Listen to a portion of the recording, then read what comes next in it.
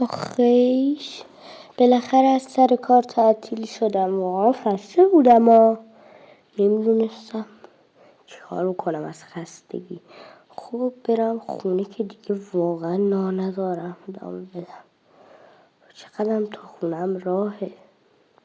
فردا صبح دوباره باید بیام کار کنم. ها تو کی هستی؟ با تو هم میگم تو کی هستی؟ الان من رومو برمیگردم. مثلا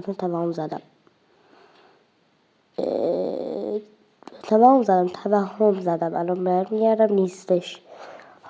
گفتم که توهم زدم چی نیست. ولی من احساس کنم اونجا بودا، ولی این درخت هم اینجا نبود. بابا ولش کن برم خونه. من از خستگیه. آها رسیدم به خونه قشنگم. یه چردی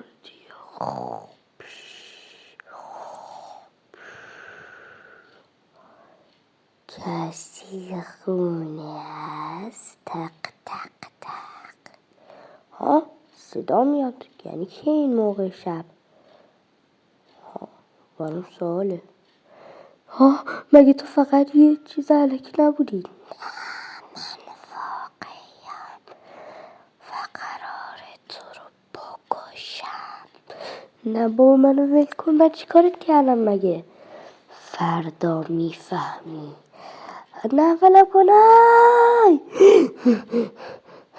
چه خبره؟ کیک کو؟ وای حتما خواب بوده. وای همشون خواب بوده. خیلی خواب ترسناک بود. داشت خفم میکرد. من مطمئنم همش خواب بوده. چیزی دیگه ای نبوده دیگه. من یکی میتونه باشه. البته دیشب شینده بودم میگفتن اینجا پر چیز ترسناک شده، ولی مهم نیست. خب این کیه داره میاد؟ سلام، چی میخواید؟ من یکی از این کیکا رو میخوام.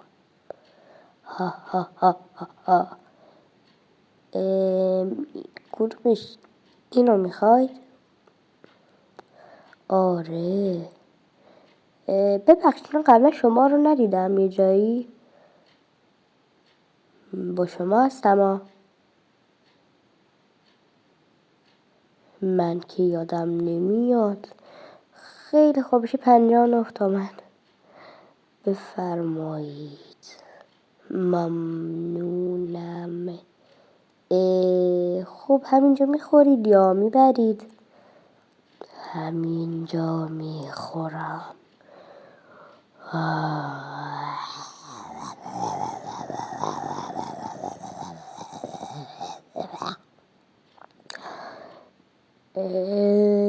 شما احیانا روانی نیستید؟ یا خدا چی شد؟ وای این چی بود دیگه؟ که فقط یه لباسه. نکن دوباره توهم زدم. ولش کنم نزمش دور. وای از دیشب تا حالا توهم زدم. وای برگردم خونه که دارم میرم خستگی. خب اینم رسیدم به خونم. به اون چی اون بالا؟ بابا تو اینجا چی کار میکنی؟ اگه توهم نبودی؟ لباس من کجاست؟ پس تو بودی اومده بودی اونجا؟ جواب بده. آره کجاست لباسم؟ من انداختمش بیرون.